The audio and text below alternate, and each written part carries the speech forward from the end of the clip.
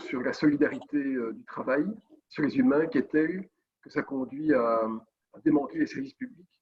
Et donc toute l'idée, c'est la revitalisation en fait, des États, mais pas des États comme on a eu après la guerre, ce sont des États plutôt solidaires, bienveillants, inclusifs, donc avec d'autres valeurs. Et je pense que cette crise, qui arrive vraiment tout à fait par hasard, va peut-être accélérer cette réflexion. Encore que j'en suis pas sûr, parce que si à titre personnel, on peut faire un exercice socratique de valeur, l'économie de marché est une furie permanente, toujours au bord de la crise de nerfs, et donc conduit à des comportements prédateurs, à des comportements d'accélération des flux. Et on va sans doute voir le monde déchiré entre, d'une part, des besoins de solidarité et d'autre part, des violences de la sphère marchande, avec au milieu les États qui seront coincés entre des populations qui doivent aider, ça c'est le modèle européen, et puis d'autre part, des entreprises qui leur échappent complètement.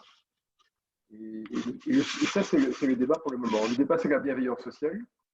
Moi, je pense que j'entendais certains d'entre vous, certains vivent bien cette crise, ou certaines, pas tout le monde.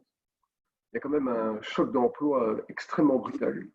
Et même si temporairement, on peut être aidé par l'État, par des chômages techniques ou par différentes allocations, c'est quand même un appauvrissement très, très important. Moi j'estime que ça va coûter à peu près 15% du PIB du pays. Je l'avais dit dès le début, on m'a un peu riaudé, mais non, on y arrive maintenant progressivement, ajustement par ajustement. Et donc, ça veut dire que les États vont devoir mettre en œuvre des politiques de redistribution très rapides pour aider les personnes qui en ont besoin, sachant que ce sera compliqué administrativement, ça va être pas très granulaire. Et c'est ça qui est en jeu maintenant. Ce qui est en jeu maintenant, c'est la survie de l'économie, parce que si toute la chaîne est grippée, de la production jusqu'à l'investissement, il faut que le bout de chaîne, c'est-à-dire la consommation finale, soit autorisée, soit favorisée. Et ce n'est pas parce qu'on ouvre les magasins que tout le monde a de quoi manger. Donc ça va vraiment être un débat idéologique assez important finalement, et très sain et nécessaire. Voilà, ça c'est un peu l'idée du livre et de la réflexion pour le moment.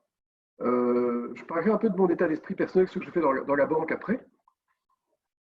Alors comment est-ce qu'on va financer cette crise sous l'angle de l'économie? J'espère une chose, c'est que, sans rentrer comme je le mettais sur un post ce matin, dans la psychologie des profondeurs des uns et des autres, on ne va pas taxer, on devrait en fait au contraire mettre en œuvre une politique de redistribution très positive avec des impôts négatifs, c'est-à-dire des remboursements d'impôts, comme on le fait aux États-Unis d'ailleurs, pour permettre de donner du pouvoir d'achat immédiat aux personnes. On devrait relâcher toutes les contraintes en matière de précompte immobilier, en matière d'impôts divers et variés. Attendez, parce que je vais vite débrancher quelque chose.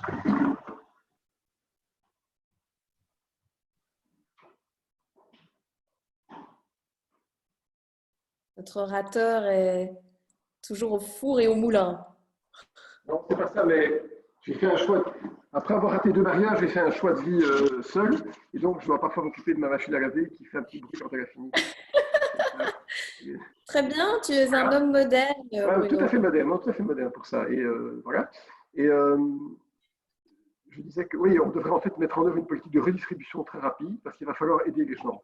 Et pourquoi est-ce qu'il faut aider les gens? Parce que le véritable risque d'une crise prolongée, c'est que sociologiquement, psychiatriquement, la population à un moment ne le tolère plus. Soit d'abord dans la détresse, dans l'angoisse personnelle, et le confinement crée un sentiment de pression, crée un sentiment d'angoisse. Et si ce sentiment d'angoisse devient collectif, alors ça conduit à des problèmes d'ordre social, ça conduit à des problèmes de vie en communauté. Et malheureusement, moi je crains que ce confinement va durer, peut-être pas dans l'absolu qu'on connaît maintenant, mais va durer encore très très très longtemps. Je pense que cette crise n'est pas bien gérée au niveau du gouvernement, pas bien du tout. Et bien sûr, c'est une situation qui est inconnue, mais toute la difficulté, ça va être de savoir à partir de quel moment on peut permettre à des personnes de retrouver des proximités dans des actes de commerce, dans les entreprises, dans les lieux communs. Et est-ce que ça va se faire à un niveau national? Peut-être, mais on ne peut pas imaginer qu'à un moment, les pays mettent en œuvre des déconfinements qui soient à des vitesses très différentes. Voilà, quelqu'un doit se mettre en mute. Des déconfinements à des rythmes très différents les uns des autres, parce que sinon, ça va créer des effets de débordement de pays en pays. Donc finalement, il faudra à un moment une sorte de cohérence, d'homogénéité européenne pour déconfiner. Et ce sera bien sûr le pays qui sera le plus lent à déconfiner ou le plus prudent qui va donner le tempo aux autres. Parce que sinon, ça va créer des disparités. Et donc, ça veut dire qu'on peut très bien imaginer que le confinement total ou plutôt partiel soit prolongé jusqu'au mois de septembre-octobre. Ce n'est pas un scénario qui est tout à fait exclu. Et donc, là, le risque, c'est là, c'est qu'à un moment, là, il y a un choc de tolérance, un choc d'acceptation de la part de la population, et que ça contamine les rapports sociaux. C'est la raison pour laquelle l'État doit intervenir immédiatement pour donner de l'argent aux citoyens. Les Américains, qui connaissent bien la façon de gérer les crises, pas sanitaires, mais financières, ont décidé d'un projet d'octroi de chèques de $1 200 à quasiment une grande partie de la population, justement pour que la machine économique continue à fonctionner en bout de chaîne. Ce qu'on appelle le revenu universel, Bruno? Voilà. Oui, j'en ai parlé plusieurs fois à la télévision. C'est pas une idée que j'aimais beaucoup finalement, le revenu universel, parce que c'est une idée d'abord, qui n'est pas du tout socialiste. Hein, c'est une idée libérale de donner la charité. Et donc, c'est un acte un peu de condescendance, mais on peut très bien imaginer aujourd'hui de la mettre en œuvre, que tout le monde reçoive une allocation, et qu'alors on fiscalise l'allocation l'année prochaine, dans sa déclaration fiscale, et qu'on soit ou pas taxé lourdement ou pas sur l'allocation en fonction des revenus qu'on aura eu. Quelqu'un qui n'en a pas besoin va être taxé à 100%, quelqu'un qui en a vraiment besoin va être taxé à un taux d'impôt négatif. Et donc, il faut imaginer des choses. Et je pense qu'on est un peu... on n'est pas bien parti en Belgique. Et moi, ce qui me préoccupe, dans le fond, c'est que quand on a un problème nouveau, on ne peut pas le résoudre avec les compétences d'avant. Ce n'est pas possible. Il faut se mettre dans un autre schéma. Il faut être hors de soi, hein, pas en termes de colère, mais être hors de soi, et penser l'impensable. Et on gère très mal une crise quand on a un biais cognitif. C'est-à-dire que quand on veut absolument retrouver dans des scénarios qu'on connaît des modes de pensée, alors qu'il y a un point de discontinuité. Ça, c'est très compliqué. Et ce que je vois maintenant, c'est que le pouvoir politique, au lieu d'ouvrir le champ de la réflexion à toute une série de personnes qui seraient utilement désireuses de se mettre au service du pays, en fait, c'est recroquevillé sur une particratie extrêmement forte et n'arrive pas à donner une réponse homogène. Et j'avais lancé sur les réseaux sociaux, ça a eu pas mal de succès, l'idée de faire un peu comme les Diables Rouges. Hein. Les Diables Rouges, ils jouent dans des équipes à l'étranger, et quand ils refont les Diables Rouges, ils redeviennent belges, et donc ils reforment une équipe nationale. Et moi, je m'étais dit, mais pourquoi ne pas utiliser les grands chefs d'entreprise qui travaillent en Belgique ou à l'étranger, qui ont un peu de disponibilité, pour refaire vraiment les Diables Rouges dans toute une série de domaines, pour aider le gouvernement à faire une sorte de cénacle de conseil d'administration qui peut les aider. Et je ne vois pas cette ouverture du monde politique à la société civile, parce que c'est évidemment penser différemment. C'est penser extrêmement différemment. Voilà, et ça c'est ce qui me préoccupe. Et donc, je crains en plus qu'en Belgique, sans être négatif, il va y avoir très rapidement une reprise une rancœur politique qui va aussi s'exprimer, parce que l'Union nationale, c'est bien, mais ça ne dure qu'un temps. Et donc voilà, il y a des grands défis. Et je crois qu'on peut les résoudre, ces défis, si on a des personnes qui se disent l'important, c'est d'aider la population à tout prix, quel qu'en soit le prix, par de l'argent à la consommation, pour permettre à la mécanique économique en surface de fonctionner, même si en dessous, les circuits sont grippés. Et alors, une chose que je voulais partager avec vous, c'est Bruno, oui. je me permets 2 petites minutes. Tu disais que la Belgique gérait ça extrêmement mal à ton sens. Et alors, on a Isabelle Watts qui a une école de coaching et qui est aussi autrice, qui disait on ne peut pas résoudre un problème avec le même niveau de conscience que celui où il a été créé, qui est d'Einstein. Et donc, pourquoi tu penses que la Belgique gère ça très mal selon toi? Parce que d'abord, la situation est nouvelle pour tout le monde. Donc, on ne peut pas demander aux personnes d'avoir une réponse immédiate à tout. Ce serait bien présomptueux. Et je pense qu'on est un pays en fait, qui n'a plus été dirigé depuis très longtemps. On est un pays qui a été plutôt le passager clandestin d'une évolution qui s'est faite à notre avantage ou désavantage, et qu'on n'a pas sécrété une conscience nationale ou régionale suffisamment homogène. En fait, il n'y a plus de père de la nation, il n'y a pas de figure tutélaire qui est capable de donner la direction. Et alors, on peut rentrer dans des cours d'histoire gigantesques pour expliquer pourquoi. Mais et c'est pour ça d'ailleurs que les pays qui sont un peu moins libéraux démocratiques s'en sortent dans un premier temps mieux que les pays très démocratiques quand il y a une crise, parce qu'ils arrivent à rassembler la population autour de quelques personnes qui soient, on va dire, assez centrales. Et quand on y pense, en Belgique, on est le troisième pays le plus touché du monde en termes de décès. Hier, moi j'en avais l'air aux yeux, hier, il y a eu sur les 250 décès 116 personnes issues du corps médical. Donc il y a eu quasiment 40% des décès qui sont des personnes qui étaient sur la ligne de front. On ne sait pas où on en est au niveau des masques, on ne sait pas au niveau des gants, les statistiques sont mauvaises, on ne sait pas où sont les tests. Il y a quelqu'un qui est malade, doit attendre 3 semaines pour avoir les résultats des tests s'il en a. Et donc, je pense qu'on n'a plus l'habitude, on n'a pas de concentration de la réflexion. C'est ça qui s'est passé. Alors, je ne dis pas que tous les pays s'en sortent mieux que nous, mais on a quand même un déficit, puisqu'on a un des pays les plus touchés. Et en plus, on a un pays dans lequel il y a 8 ou 9 ministres de la Santé. Donc, c'est qu'il y a véritablement un problème. Et la Belgique n'a pas été en ordre de marche, n'a jamais été en ordre de marche, mais n'a plus été depuis bien longtemps pour gérer des problèmes de ce type-là. Et ça peut conduire d'ailleurs à d'autres choses, hein, des émergences politiques inattendues, des personnes qui vont peut-être contester la légitimité des personnes qui nous dirigent, des personnes qui vont se lancer en politique. Beaucoup de choses peuvent se passer, ou pas, on verra bien. Mais donc, il y a une véritable préoccupation, je pense. Et, parce que finalement, les Belges, en tant que tels, sont plutôt bien disciplinés. Quand je vois le confinement, la façon dont il y a quelques inconscients ou abrutis qui ne comprennent pas, mais les gens sont plutôt... Il y a beaucoup plus de bon sens populaire et de bon sens élémentaire qu'on ne le croit. Les gens ne sont pas bêtes. Quand j'essaie de marcher à peu près 15 km par jour pour me maintenir en forme et avoir bonne mine et faire de l'exercice, donc je vais dans les parcs, à Tervuren et partout, je ne vois pas des gens qui ont des comportements audacieux ou au contraire à ce qu'on leur dit de faire. Donc, il y a beaucoup de bon sens populaire, mais c'est le leadership qui manque. C'est un véritable problème, je pense. Comment expliques-tu que nous soyons le troisième pays le plus touché en termes de mort de coronavirus? Parce qu'on a beaucoup de difficultés à concentrer la réflexion et l'action.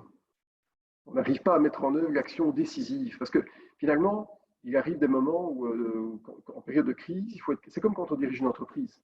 Il y a des moments où il faut être capable de concentrer la décision et d'avoir un consensus aligné. C'est ça qu'on appelle le leadership. C'est ce que Charles de Gaulle appelle le caractère. Il faut être capable d'exprimer du caractère et d'avoir une vision qu'on impose, mais qui soit claire. Avoir du caractère sans vision, ça n'a aucun sens. Avoir une vision sans caractère non plus, donc il faut les deux en même temps. Et c'est ça qui nous manque, je pense, pour le moment. Alors, il y a Marie-Christine qui dit que si la population n'est pas contente et que ça dure longtemps, est-ce qu'on peut s'attendre à des émeutes? Ce n'est pas des émeutes parce que la Belgique est d'abord, on a une population qui est vieillissante. Donc, par la force des choses, elle n'est pas révolutionnaire. Et puis, on a plutôt une tradition de consensus en Belgique, d'apaisement social. Finalement, on est un pays qui a traversé quasiment 2 siècles sans grande révolution, au contraire de la France ou de l'Allemagne ou d'autres pays. Mais il va y avoir, ce qui me fait plus peur, c'est la rancœur sourde et larvée. Et c'est là que s'exprime dans les urnes, dans des extrémismes. Et je crois que de toute façon, les urnes vont être réouvertes bien avant 5 ans. Hein. On ne peut pas imaginer qu'après ce qui se passe, il n'y ait pas un moment des élections, un appel de nouveau à la légitimité populaire. Et donc, c'est plutôt dans ce domaine-là, je pense que ça va s'exprimer. Mais bon, parce que bon, c'est pour ça qu'en fait, il n'y a pas d'émeute si les gens ont de quoi manger, si les gens ont de quoi ont conviction que l'État va les aider. C'est ça qu'il faut assurer maintenant. Très important, je pense. Ouais. Il y a pas mal de questions, mais on fera un tour des questions après. Ouais. Comment est-ce qu'on a géré ça à la banque de groupe Petercam? En fait, le vendredi 13, je me souviens, donc il y a à peu près un mois, on a pris la décision de dire à tout le monde de prendre leur ordinateur chez eux. C'est pas pourquoi on avait le sentiment, j'avais quelques contacts avec Sentiment qui avait un lockdown, donc on savait qu'il se préparait. Et donc le dimanche, on a un comité de direction tous les jours à 5 heures. Et puis un très grand le mardi, mais on en a un tous les jours à 5 heures pour juste échanger entre membres du comité de direction, ce qui va, ce qui ne va pas, parce qu'on a besoin de se parler, parler de choses parfois tout à fait infimes, comme savoir est-ce qu'on ouvre une cafétéria ou pas, ou est-ce qu'on fait des choses plus importantes, parce qu'on met les gens au chômage ou pas. On l'a pas fait finalement. Et donc, on a décidé le 15 mars, le dimanche, que toute entreprise serait fermée le lendemain. Et donc, on est en télétravail depuis maintenant, on va commencer la 4e semaine. Donc, 4 semaines sont écoulées. Et c'est très intéressant parce que l'entreprise reste extrêmement efficace. C'est une entreprise de 1400 personnes, il y en a à peu près 800 en Belgique, donc les gens se connaissent, ça permet de travailler, d'être en télétravail sans parler à quelqu'un qu'on ne connaît pas. Donc on a pu mettre des visages et les gens insistent beaucoup sur le contact permanent, bien que ce soit épuisant de travailler en télétravail parce que ça demande des écrans, de l'écoute permanente, tout est plus difficile, le body language n'apparaît pas. Mais bon, ça ne fonctionne pas trop mal, je veux dire. Et alors, ce que je fais tous les matins, je le prépare le soir, c'est que je fais une lettre à tout le personnel, qui est envoyée aux 1400 personnes en Belgique et à l'étranger. Et en fait, c'est assez étonnant. Je ne sais pas pourquoi je me suis dit que j'allais faire ça. Et puis à un moment, j'avais tellement de réactions, le lendemain, j'ai continué. Donc, je continue chaque jour, sauf le week-end. Et je reçois quasiment 50 réactions par jour. C'est quand même beaucoup de 50 sur 1400 personnes et pas les mêmes. Donc, il y a un entrain qui se crée. Je ne dis pas que ça crée un effet d'addiction, mais ça montre que, voilà, il y a des gens qui sont responsables et qui gèrent la boîte bien. Et alors, j'appelle pas mal de gens pendant la journée. Voilà, je sens quand même qu'après 2-3 semaines, il y a la motivation intrinsèque qui est là, mais il y a une fatigue psychique très forte qui s'installe, parce que les gens d'abord sont inquiets en termes de santé. Moi, parfois, j'ai quand même eu 4 personnes autour de moi plus ou moins autour de moi qui sont décédées, donc c'est beaucoup. Et et puis il y a des inquiétudes, puis voilà, puis il y a la pression psychique, il y a parfois dans des couples, bon, qui bof, quoi, il y a quand même pas mal de. Moi, je crois qu'après cette crise, il va y avoir une montée, une démultiplication des divorces et des remariages, à mon avis, extraordinaire. Donc, des gens qui sont éreintés dans leur vie sentimentale ou familiale, à un moment, vont révéler le éreintement. Parfois, dans des couples, c'est assez étonnant. Il y a un gars qui travaille chez nous, ça va bien, mais sa femme a une entreprise de transport qui ne va pas bien, donc ça crée des stress terribles. Et tout ça, voilà, je sens qu'après quelques semaines, la motivation est là, mais il y a une usure, oui, morale qui est bien compréhensible, hein, qui est bien compréhensible. Moi, ce que alors j'ai dit dans la presse à l'écho et que j'essaie de mettre en œuvre, c'est de dire aux gens, mais prenez le temps de repenser l'entreprise. C'est maintenant qu'on va un peu voir ce qu'on peut faire. J'ai lancé une grosse réflexion au sein du comité de direction, mais au sein de toutes les personnes. Hein. Je vais demander de noter, de revenir avec leur idée, on fera des cercles de qualité concentriques pour voir comment améliorer les choses.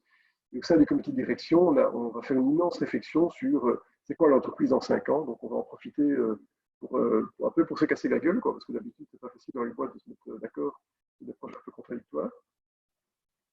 Et voilà, quoi, voilà un peu l'histoire qu'on vit maintenant.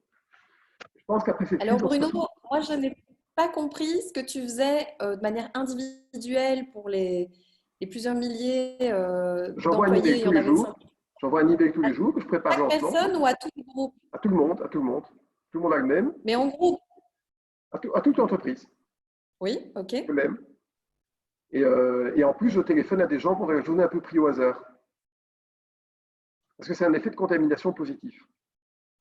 Et puis quand les gens me répondent, je leur réponds. Il y a des gens qui me disent merci pour le mot, bien, qui ont des idées. Surtout d'ailleurs, c'est assez étonnant. Il y a des gens qui se révèlent être des personnes qui avaient une fonction, mais qui ont des idées sur tout. Et donc je réponds, j'écoute, je lis. Voilà. Et puis en plus, on fait fonctionner l'entreprise. Donc elle fonctionne l'entreprise. Yes. Alors il y a une question de Tara. Pourquoi les banques et assurances ne participent-elles pas à l'effort pour assurer un minimum de pouvoir d'achat au bout de la chaîne? Reporter les mensualités avec les taux d'intérêt plus importants n'aide absolument pas. L'État belge a aidé les banques après la crise de 2008. Le renvoi d'ascenseur sera apprécié et légitime. La banque que vous dirigez, comment se positionne De Groof? Oui, mais d'abord dans les banques, c'est pas tout à fait vrai que les banques n'aident pas parce qu'elles elles vont prendre des pertes de crédit, de non-remboursement. Et donc, l'État va en prendre une partie à sa charge. Donc, je pense que les banques vont progressivement repousser toutes les échéances. Elles le font déjà en matière de prêts hypothécaires. Ce qu'elles n'ont pas encore fait, c'est les prêts qui ne sont pas sécurisés, comme des prêts à la consommation. Et je crois qu'immanquablement, il va y avoir un changement. Alors, ça, la banque de gros, c'est différent. On n'est pas une banque à bilan. On gère de l'argent pour compte de tiers. C'est une banque d'investissement. Donc, on a un bilan qui est tout petit, puisque c'est uniquement les dépôts des clients. Et on n'a pas de crédit hypothéqué, on n'a pas de crédit à la consommation. Donc, on ne fait pas ce genre d'activité. On n'est pas tellement concerné. Oh là, je ne sais pas pourquoi ça a disparu. Là. Nous te voyons. Ah, voilà. Et donc, on n'est pas tellement concerné, mais je pense qu'immanquablement, les banques vont devoir augmenter le reste de l'économie.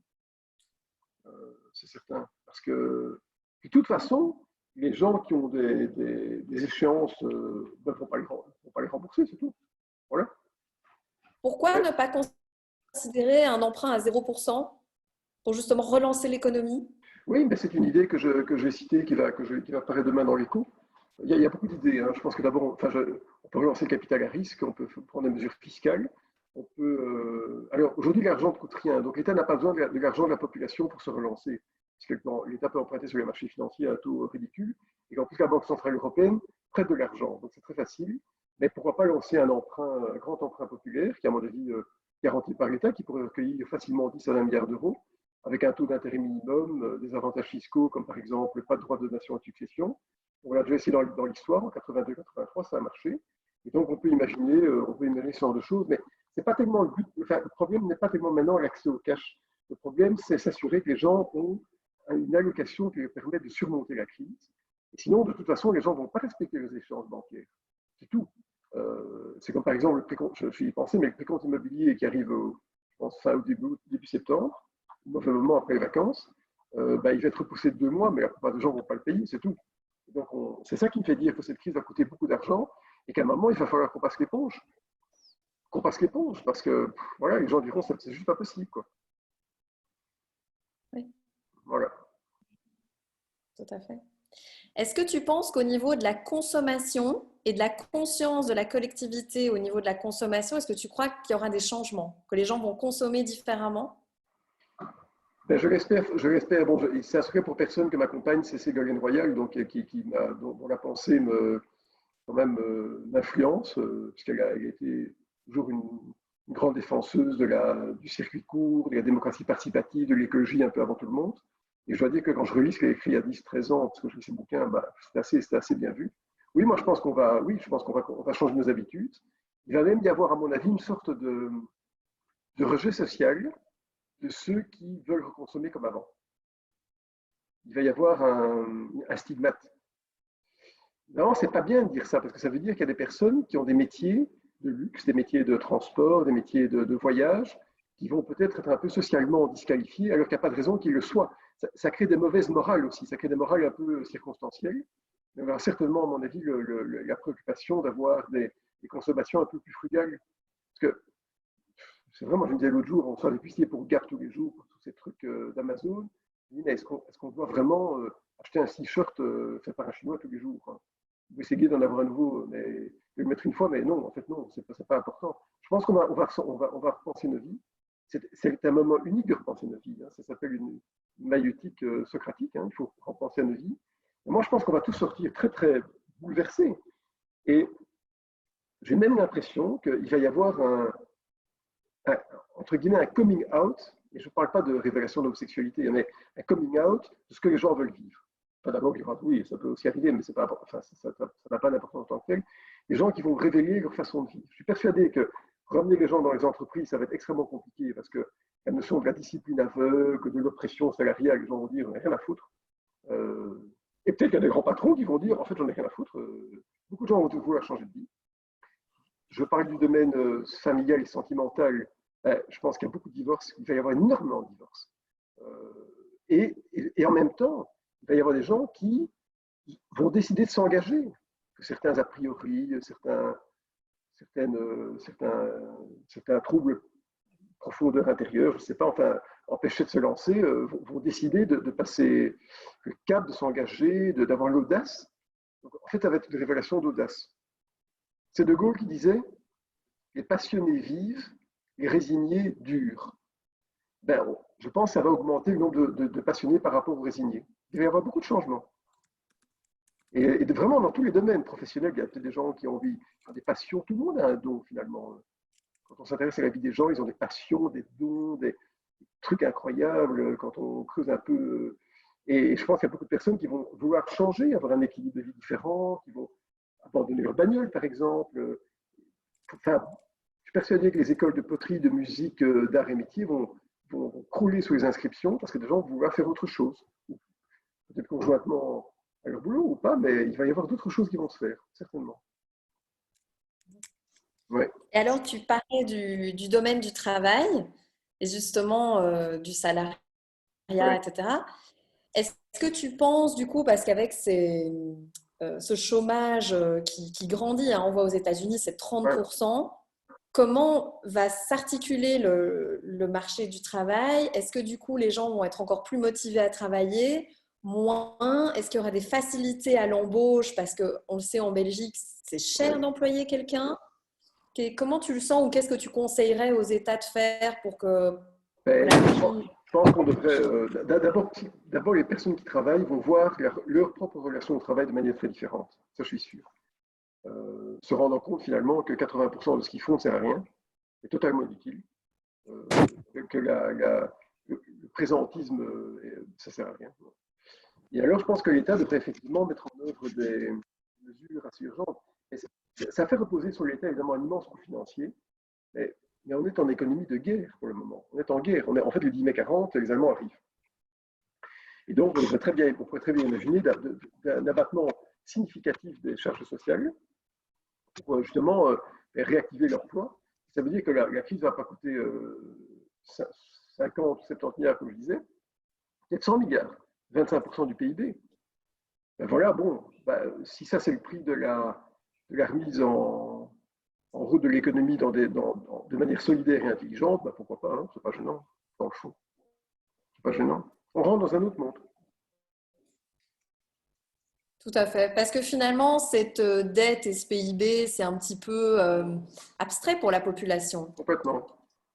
Et ça fait des années, je fais beaucoup de conférences, un peu moins maintenant parce que j'ai vraiment eu beaucoup de boulot depuis 6 mois, mais je faisais quasiment une ou deux conférences par jour, où je disais à toutes mes conférences, il arrivera un moment où tout ce qui est symbolique va être modifié. Le symbole, c'est quelque chose qu'on construit entre nous.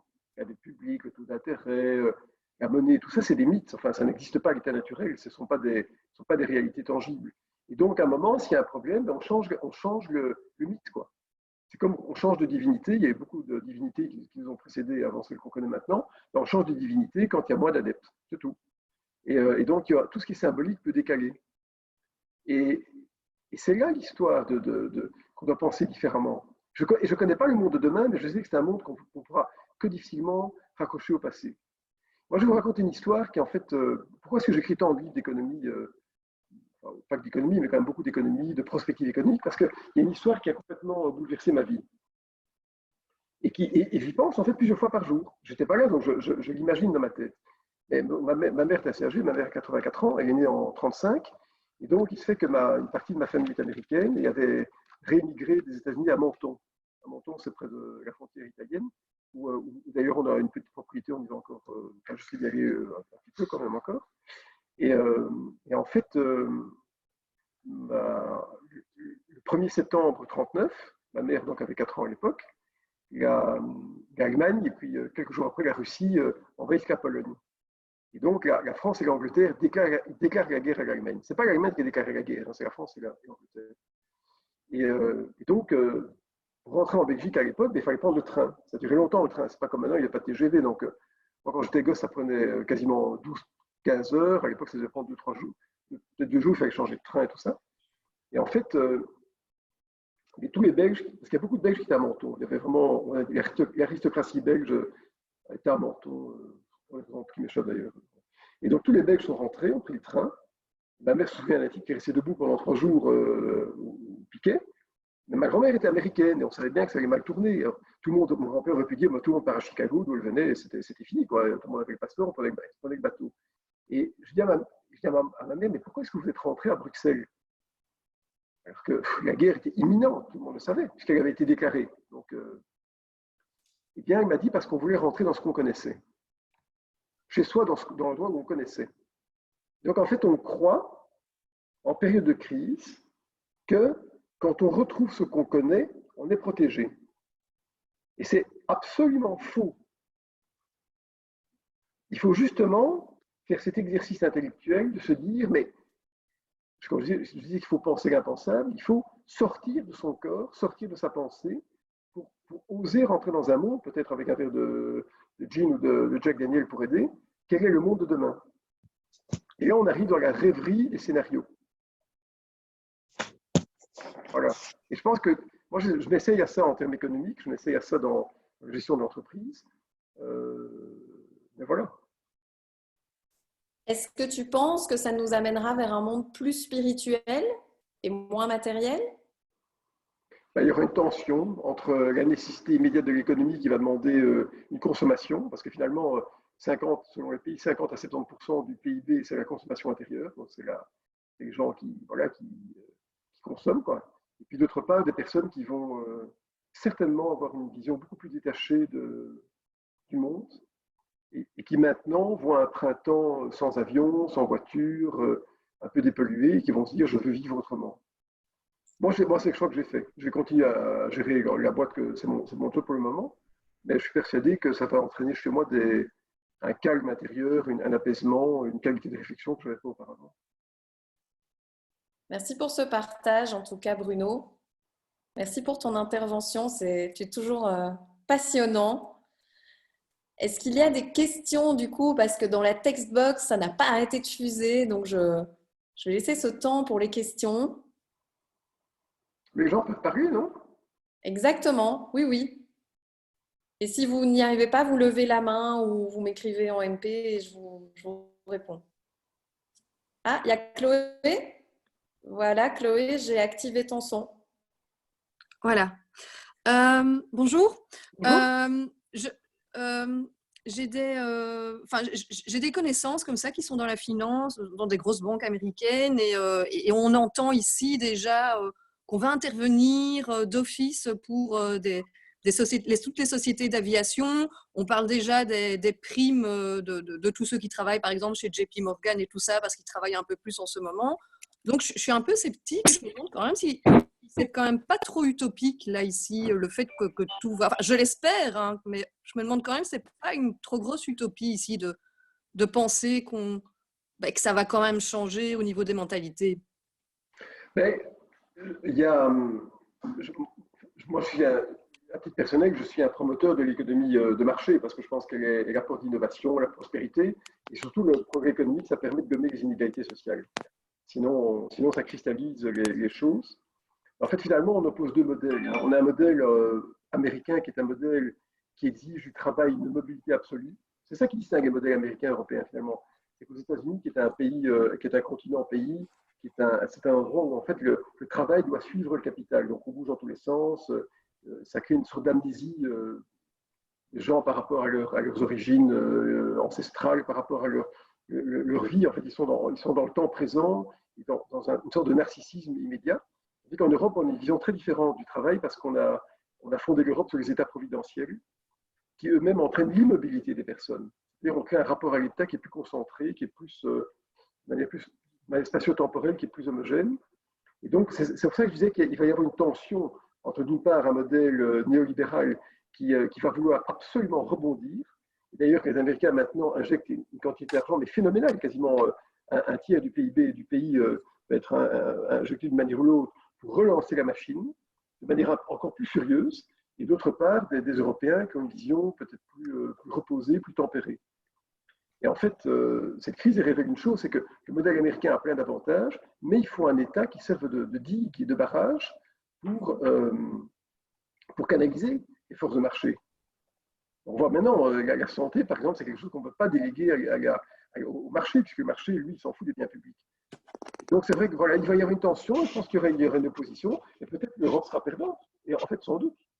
Parce que les bons sentiments, ce n'est pas ça qui fait nourrir les gens. Et voilà, en même temps, on vit maintenant une crise de biens publics. C'est ça dont on parle. Hein. On ne parle pas d'autre chose. On parle de personnes qui doivent être soignées, aidées.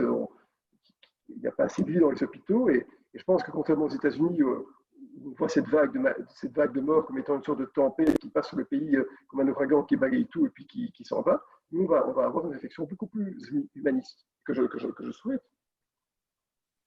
Mais il y a une contradiction, hein, vous avez raison, je suis d'accord. Merci Chloé.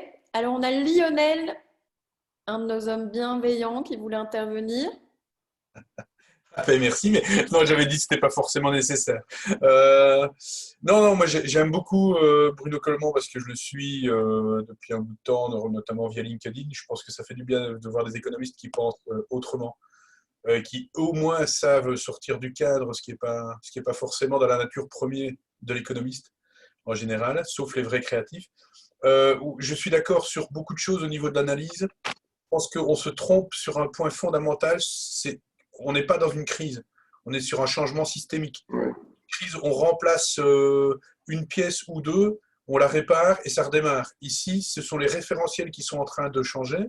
Et je rejoins Bruno sur le fait que le besoin de sécurité fait que la plupart des gens qui vont se tromper demain sont ceux qui vont essayer de réappliquer les anciennes recettes. Or, ça ne fonctionne justement plus quand le référentiel a changé. Ouais. Il faut qu'on prépare justement avec des gens qui partagent cette analyse, des recettes qui vont fonctionner dans le nouveau référentiel. Le référentiel qui change, c'est la psychologie collective. Les gens ne vont plus du tout réagir de la même façon, leurs besoins sont en train de se réaligner. On est en train de se reconnecter avec les priorités qu'on était en train d'oublier du fait de la mondialisation.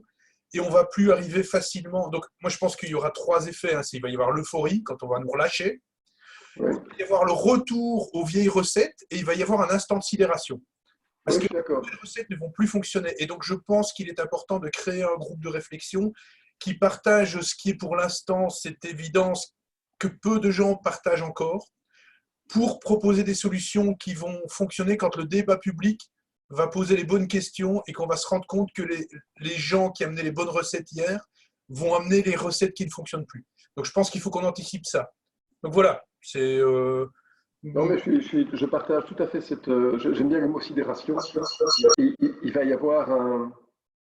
En fait, il faut pas. On dit toujours mais bon, en termes d'économie de marché, il faut jamais gaspiller, never spoil good crisis. Hein. Mais il faut le faire ici pas pour essayer de faire rebondir l'économie de marché encore plus vite et plus fort. Il faut le faire dans un nouveau contrat fiscal et social.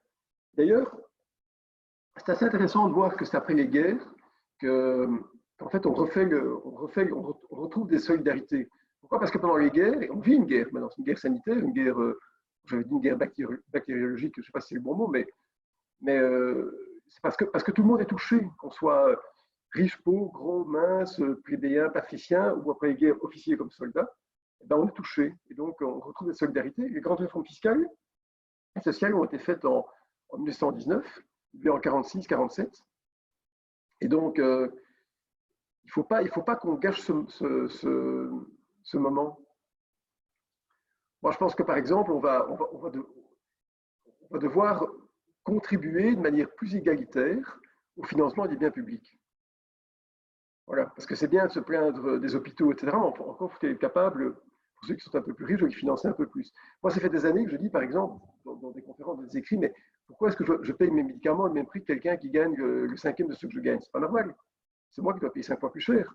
Ça dépend de mes revenus de l'année. Donc, il y a plein de systèmes qui peuvent être mis en cause. Et donc, c'est vrai, comme tu dis, c'est une crise systémique. Il faut changer de système, il faut réfléchir. Alors, c'est pas dire la révolution pour autant, mais il faut secouer les choses.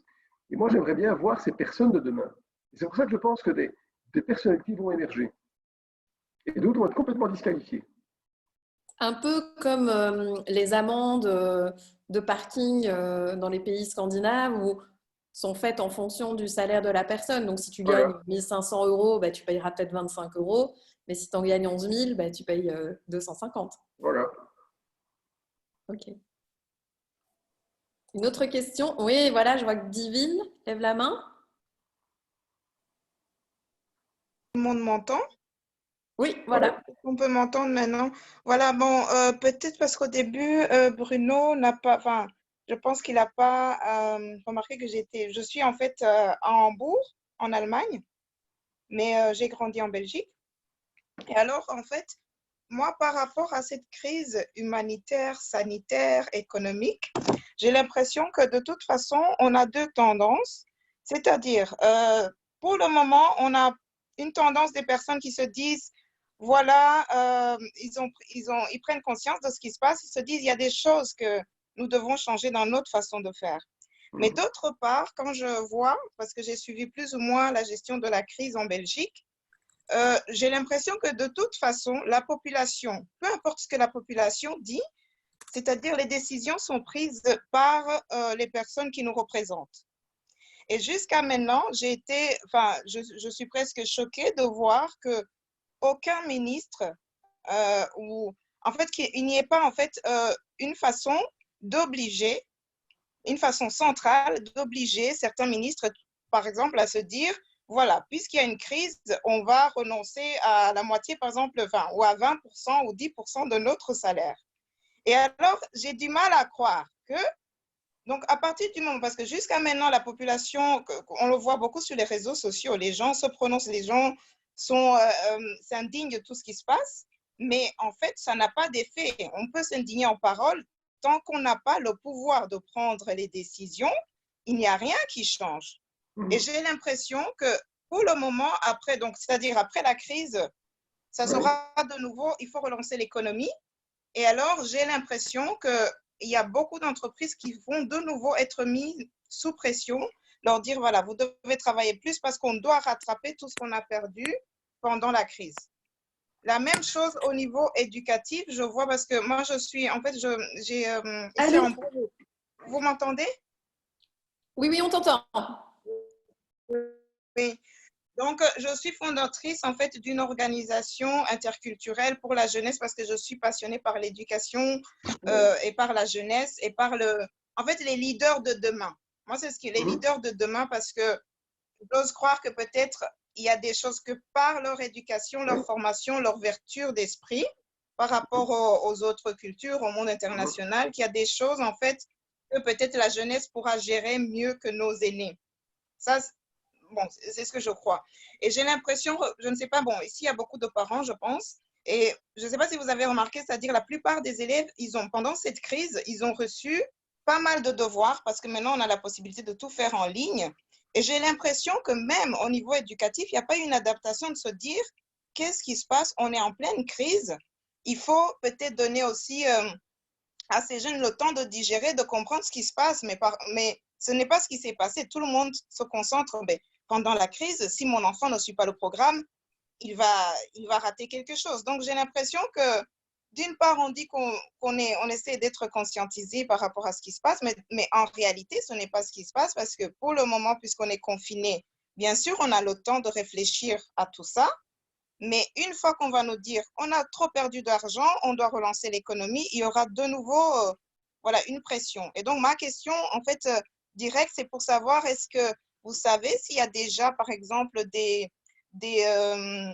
initiatives qui sont prévues, en fait, pour avoir plus de souplesse dans l'entrepreneuriat? Parce que je pense que quand même, à travers cette crise, on a compris à quel point l'entrepreneuriat est très important. Même si je ne sais pas. Oui. Est-ce que vous savez s'il y a déjà eu des propositions de la part du gouvernement de se dire, ah, on réalise que maintenant, quand même, l'entrepreneuriat, même local, est très important. On va mettre en place voilà, des facilités ou une certaine souplesse pour motiver en fait les entrepreneurs. Parce que Ok, merci Divine. Je pense qu'on oui. s'arrête sur cette question-là. Donc, par rapport à l'entrepreneuriat, non, je ne crois pas qu'il y ait des réflexions en œuvre pour le moment parce qu'on est plutôt dans l'urgence de la réponse à donner à des problèmes qu'on n'a pas encore réussi à résoudre. Mais en fait, finalement, ce qu'on devrait faire, c'est mettre en œuvre les états généraux, j'avais appelé ça sur les réseaux sociaux, les états généraux de la médecine ou des biens publics. C'est poser la question de savoir, avec un immense retour d'expérience, mais qu'est-ce qu'on veut comme contrat? Et dans ce pays, on se rend compte maintenant, c'est une particratie qui a capturé le pouvoir. On est d'ailleurs quand même en pouvoir spéciaux, il ne faut quand même pas oublier ce que ça veut dire, c'est-à-dire un système quand même très dirigiste. Et en fait, on devrait faire vraiment une sorte de démocratie participative où chacun donne son avis. Ça s'est passé plusieurs fois dans l'histoire. Macron l'a fait, peut-être pas de manière très aboutie. Ça s'est fait avant les révolutions françaises, malheureusement, bon, ça n'a pas abouti non plus. Mais ce qu'on appelle les lettres de doléances, en fait, des gens qui expriment ce qu'ils veulent comme système. Et moi, je pense que ce qui va se passer, mais peut-être je me trompe, peut-être que je me trompe, j'ai l'impression qu'il y a des personnes qui vont réfuter le système ou les personnalités politiques actuelles. Ils vont les réfuter. Et qui vont se lancer en politique en disant, voilà, c'est pas du dégagisme, mais en disant, il y a d'autres façons de voir les choses et finalement, si on admet que cette crise est systémique comme quelqu'un l'a dit, et c'est très juste, ben alors ça veut dire qu'il faut changer de système, parce que systémique, ça vient du mot système. Si c'est le système dans sa globalité qui est altéré, ben voilà, il faut réfléchir. Il faut réfléchir. Eh bien, Bruno, je veux bien être ta porte-parole politique. Voilà. J'ai quelque chose à dire. Je peux parler, Flo? Oui, vas-y Véronique. Après, je sais qu'il y a une question de Caroline Noël. Donc, après Véro, ce sera Caroline. Je voulais parler sur deux sujets. Donc, il y avait d'une part la forte industrialisation pharmaceutique où on te dit que les médicaments coûtent très cher, alors que finalement, les plantes toutes simples peuvent nous apporter du bien-être et on devrait pouvoir revenir à une connaissance individuelle et collective, aussi le partage de nos connaissances par rapport à comment refaire des recettes médicamenteuses tout en ayant le respect par rapport à nos médecins. Hein. Mais je trouve que de plus en plus, il y a des grosses entreprises qui s'approprient un petit peu tout ce commerce de graines, Monsanto et autres, alors qu'on pourrait refaire par nous-mêmes une culture écologique au niveau des plantes, au niveau alimentaire et au niveau pharmaceutique. Ça, c'est déjà une chose à changer. Il y a trop d'industries qui gouvernent tout. Et alors, la deuxième chose à changer, c'est la démocratie, parce que pour moi, on n'est pas du tout dans un système démocratique, on est dans un système justement où c'est quelques personnes qui décident. Même les élections ne sont pas toujours bien, je trouve, pas très saines.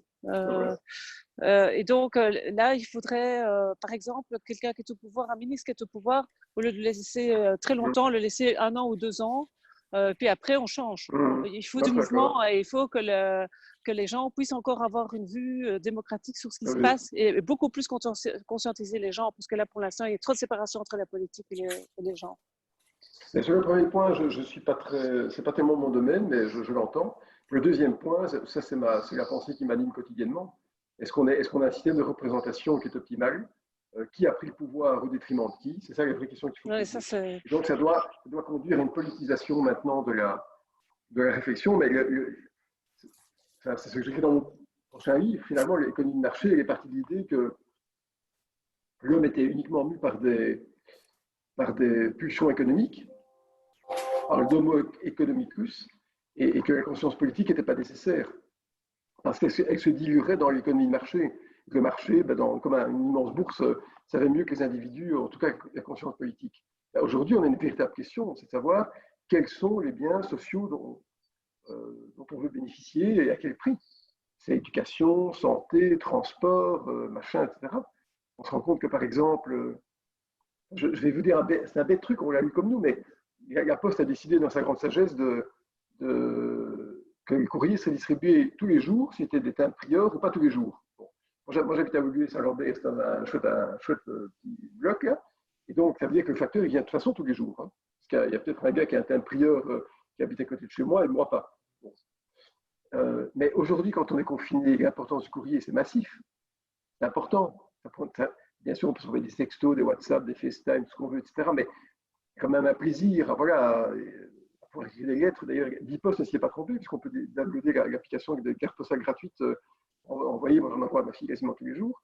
Et je me dis, voilà, mais donc, ça montre bien que tout démanteler au motif que l'économie c'est mieux, c'est une erreur. Par exemple, les gilets jaunes en France, on s'est rendu compte qu'il y avait une corrélation parfaite entre l'émergence des gilets jaunes et la disparition des supérettes, vous savez, les petits Auchan, les petits machins dans les villes, parce que les gens n'avaient même plus d'endroit pour se rencontrer dans l'acte de consommation.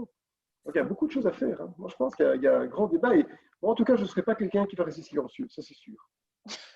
Merci Bruno, merci pour ça. Alors, je sais qu'il y avait une question de Caroline Noël. Et alors, j'insiste sur le fait que ce sont des questions qu'on veut et pas des commentaires. J'en ai une aussi, Florence, de questions après. Ah, bon, allez, vas-y Séverine. Caroline, oui, après. Maintenant. Ok. Monsieur Coleman, moi je voulais savoir quel est votre avis, si vous en avez un, par rapport à la monnaie d'échange. Actuellement, c'est l'euro. que va devenir l'euro après cette crise? Est-ce qu'il a encore une viabilité longue ou pas? Est-ce que nous allons être amenés à penser ou mettre en pratique des valorisations de services alternatives? Je ne sais pas. Est-ce que vous avez un avis? Ben, l'euro, je n'ai pas mal écrit de bouquin là-dessus. L'euro, c'est une monnaie qui a maintenant 20 ans. Donc, le démantèlement de l'euro, ce serait catastrophique parce que la monnaie, c'est jamais qu'un état de confiance. Quand on a un billet de 5 euros, il ne vaut que ce qu'on croit qu'il aura comme pouvoir d'achat. Il ne vaut rien en tant que tel, c'est du papier. Donc, c'est un état de confiance et on ne peut pas l'abîmer maintenant. Par contre, on peut imaginer d'avoir des monnaies parallèles qui commencent à se développer concomitamment. Et il y a beaucoup de théories dans la matière. Hein. Mais, par exemple, vous savez, il y a 50 millions d'Américains qui ont des coupons alimentaires pour les aider en termes d'alimentation quotidienne. Et on peut très bien imaginer d'avoir des monnaies parallèles pour certains, mais bon, c'est compliqué à mettre en œuvre pour certains circuits participatifs. Un peu comme des chèques repas? Comment? Oui, des choses comme ça. Mais par exemple, voilà, on pourrait très bien imaginer d'avoir des octrois de chèques alimentaires, l'Italie y pense, par exemple, pour les personnes qui sont dans le besoin. Pourquoi pas? Et donc, ça permet aussi d'être certain que les personnes consomment et ne vont pas épargner simplement l'argent. L'euro, ce qui est compliqué, c'est d'accord, finalement, c'est une monnaie qui s'est étendue trop vite et qu'en fait, c'est une monnaie qui a été bâtie sur l'idée, c'est pour ça qu'on vit un moment très particulier maintenant, j'en parlais avec quelqu'un de l'éco hier, l'euro a été fondé sur la libre circulation des personnes. Parce que si vous avez une zone monétaire, il faut que les gens bougent. S'ils sont empêchés de bouger de pays en pays, ben ça ne va pas. Or, on a une situation complètement ahurissante, qui était impensable, qui n'a pas été pensée, on ne peut plus bouger. Donc, imaginez qu'on a un lockdown qui dure 3 ans. Je dis que j'invente quelque chose, il n'y a plus d'euros. Parce qu'à un moment, le pouvoir d'achat de la monnaie va commencer à se dissocier de pays en pays. Et, bon, maintenant, l'euro, vous allez me dire, ça peut être utilisé pour des paiements internationaux, mais ça va certainement poser un problème. Hein. L'euro allemand n'aura peut-être pas la même valeur que l'euro portugais. Et l'autre problème de l'euro, c'est que, mais ça, j'avais écrit un bouquin là-dessus, qui avait reçu le prix du livre politique en 2017, j'étais assez fier d'ailleurs. Mais en fait, l'euro a été fondé sur une idéologie qui est de protéger le pouvoir d'achat. C'est pour ça qu'on veut une monnaie sans inflation. Et en vérité, le but d'une monnaie, ça aurait dû être le plein emploi. Donc on aurait dû accepter de l'inflation, imprimer plus de la monnaie plus rapidement, comme on doit faire maintenant. Mais on voit bien que dans les pays du Nord, il y a une opposition par rapport à ça, pour justement donner du pouvoir d'achat. Parce que l'important de l'économie, ce n'est pas tellement que le rentier garde sa rente. L'important, c'est que les gens travaillent, puisque le capital vient du travail. Il faut d'abord travailler. Donc, mais ce sont des débats difficiles. Hein. Il faut bien regarder au niveau européen, ils viennent de décider d'un package de 500 milliards. Ursula von der Leyen, elle a raté complètement son début de commission. Sa commission est morte. Et puis, si quelqu'un voit Charles Michel, a vu Charles Michel depuis un mois, ben, qu'il me dise où il est, parce qu'il va être très confiné, apparemment. Non, mais où sont ces gens? Où sont ces gens? Où sont-ils? Je ne sais pas. Donc, ça montre bien aussi que s'il y a un problème de leadership au niveau national, il y en a d'autres. Bon, moi, je suis assez remonté contre ça quand même. Hein. Parlons-en du leadership. Je ne voudrais pas vous dire tout ça parce que ce n'est pas bien de critiquer les absents, mais bon, j'ai quand même des interrogations personnelles. Alors, parlons-en du leadership justement avec la question de Caroline. Oui, oui, justement, comme vous disiez qu'il n'y avait pas de leadership politique en Belgique, je me demandais, est-ce qu'on peut espérer que notre gouvernement et que l'État se fassent conseiller et soit, comme j'imagine, une entreprise qui est obligée, pour évoluer, pour se réinventer et pour continuer à exister, qui est obligée de se faire accompagner et de se remettre en question au niveau de son leadership. Est-ce qu'on peut espérer que l'État fasse pareil et puisse entendre qu'il y a une grosse problématique? Et peut-être une deuxième question, vous verrez si vous avez l'occasion d'y répondre, c'est, je rebondis un peu sur la question précédente. Est-ce que toutes ces crypto-monnaies qui sont encore un peu des connaissances d'initiés aujourd'hui, est-ce qu'il n'y a pas peut-être quelque chose qui va se mettre en place et qui va devenir beaucoup plus populaire dans un futur plus ou moins proche? Est-ce qu'il n'y a pas quelque chose qui va se développer de ce côté-là? Mais pour répondre à la deuxième question, je ne pense pas que ce soit le vrai débat pour le moment. Le débat, c'est plutôt de stimuler la monnaie existante, plutôt que d'échapper à la monnaie existante par une autre. Ce qui est important maintenant, c'est que les gens aient un pouvoir d'achat immédiat. Donc, si on crée un double circuit monétaire, ça pense que ça va un peu perturber les choses. Et votre première question, c'était, j'allais y répondre, c'était sur... Ah oui, le Sénat, l'élection de réflexion. Mais on l'avait avant. On avait ce qu'on appelait le Sénat. Je ne sais pas si vous vous souvenez du Sénat. Quand la Belgique était fondée, on a fait un système, comme beaucoup de pays, bicaméral, 2 chambres. Et en fait, le Sénat, on l'a dépioté progressivement. En fait, il fallait à l'époque avoir, je crois, 42 ans, 41 ans pour être sénateur. Des personnes qui réfléchissaient aux grands débats de société. Parce qu'il faut des personnes qui, à un moment, ne soient pas dans l'immédiateté, qui réfléchissent. Et on avait ça, et puis alors, c'était détricoté.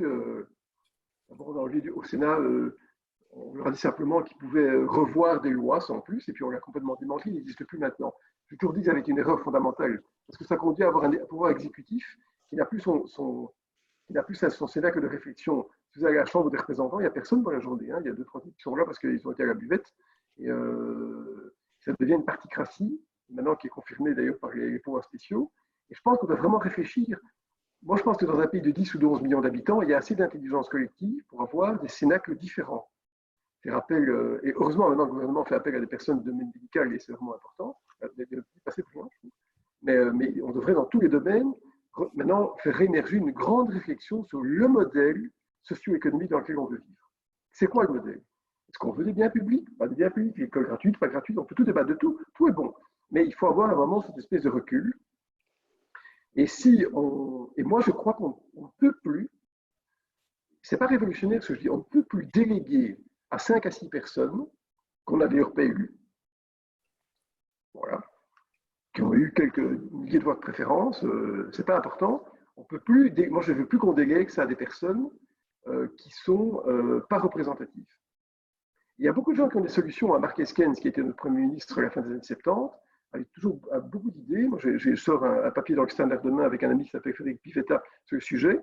On peut imaginer des systèmes de vote multiples, des votes par thème, des choses comme ça. Enfin, il faut un moment qu'on sorte du... C'est ça, sortir du mode de pensée.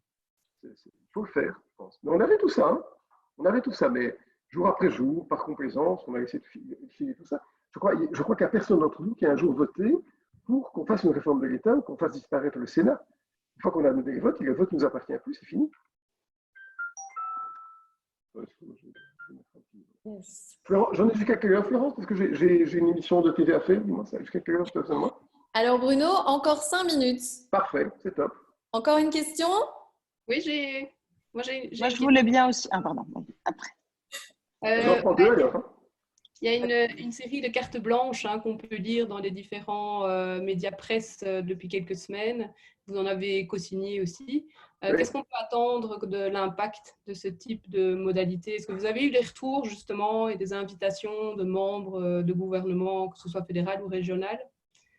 Très peu. Je suis étonné parmi tous les économistes. D'abord, il faut être économiste à la mode. Hein, donc, il faut surtout être pas trop dissonant, sinon on n'est pas utilisé. Non, quasiment aucun écho, et la plupart de mes copains économistes non plus. Non, je pense qu'il y a c'est bizarre. Le problème, c'est qu'il y a trop de cartes blanches pour le moment.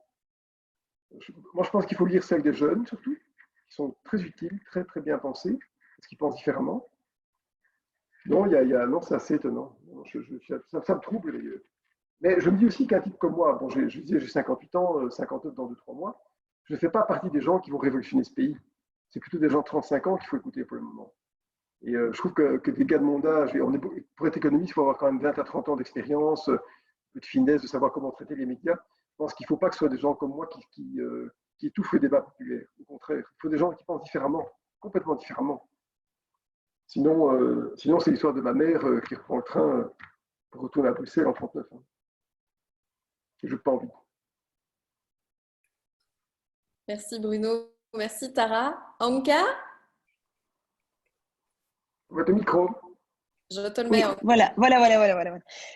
Merci beaucoup d'abord, parce que moi j'étais votre élève à Solvay il y a une vingtaine d'années, et donc je suis ravie. Oui, je suis très très ravie d'avoir. J'ai pas trop de cheveux blancs par rapport à ça encore. Non, non. Mais moi je voulais vous entendre quand même par rapport au marché immobilier, brièvement, si c'est possible. Marché immobilier. Oui. Et après, bon, au niveau fiscal, j'aurais bien voulu approfondir, mais je pense qu'on n'a pas le temps parce que vous parlez d'impôts négatifs, etc. Mais bon, moi, j'ai plutôt le sentiment que vu la situation, on va avoir justement, dans le cadre de la fiscalité, des trouvailles. plus de contrôle, c'est quand même une source d'argent assez importante. Le marché immobilier, je ne connais pas bien. Je veux dire, je suis plutôt un homme de bourse, donc c'est mon métier. J'entends quand même qu'il va y avoir un choc de contraction qui peut peut-être être compensé par le fait que des personnes veulent sécuriser leur patrimoine dans la peur de confiscation future. Il va quand même y avoir un choc parce que le non-déplacement, par exemple le fait qu'on ne puisse pas aller, pour ceux qui ont j'ai un appartement à la mer, on ne peut pas y aller. Bon, c'est pas grave parce que la mer m'agace, mais il y a des gens qui aiment bien. Et je pense que ça va faire un choc quand même de personnes qui vont se poser des questions quant au fait d'avoir plusieurs habitations, une résidence secondaire. Donc à ce moment-là, ça ne va pas être bon. Je pense que ça va pas être bon. Et pour la fiscalité, là, il va y avoir, je pense, des chocs importants. Il va certainement y avoir une tendance à la globalisation des revenus. Voilà. Ce qui était le système qu'on avait connu en 1962. J'avais écrit pas mal de bouquins là-dessus. Alors, on y est presque maintenant. Il y a beaucoup d'idées et je pense que chacun va devoir un peu plus participer de manière intelligente. Je vais toujours plaider pour le fait que la sécurité sociale se greffe sur la fiscalité pour que, en fait, quelqu'un qui gagne plus contribue plus en termes de cotisation et reçoive moins, parce qu'il faut un moment qu'on ne peut pas dissocier les deux de manière perpétuelle. Maintenant, il y aura des pulsions certaines de confiscation, certaines. Et donc de taxation alourdie, ce qui est une erreur fondamentale, parce que comme on dit, de la demande, mais donc voilà, mais le problème dans les crises, c'est que les gens ont des mauvaises idées. Hein. Alors, il faut le contrat de l'impôt négatif. Oui. Voilà, d'où l'idée de l'impôt négatif que j'essaie de promouvoir. Et parce que taxer la consommation, c'est une catastrophe. On a besoin de consommation. On ne va pas augmenter la TVA ou les axes. Taxer le travail, c'est absolument insensé, puisqu'on a un choc de travail. Taxer les revenus immobiliers, d'abord, ils sont très bas. On peut taxer à des précomptes à 30%, taxer les plus-values et autres, mais ça va décourager complètement ceux qui sont prêts à réinjecter de l'argent dans l'économie. Et taxer l'immobilier, on devrait faire l'inverse, puisqu'en plus, les gens ne sont pas capables de payer leurs précomptes, pour la plupart, et qu'en plus, on doit simuler le marché. Donc, on doit absolument avoir une vision keynésienne de baisse globale d'impôts pour simuler l'activité économique. Et je n'en sais rien, mais je crains que certains, dans leurs idées noires, hein, les tréfonds de leur traumatisme, de leur névrose, veulent taxer plus. En fait, moi je dis que cette crise ne doit pas être résolue par la fiscalité, absolument pas. Elle doit être résolue par la planche à billets. Point. On fait tourner la planche à billets, elle tourne, ça crée de la monnaie qui est donnée aux États pour financer leurs dettes. Alors tout le monde dit inflation, inflation, mais non.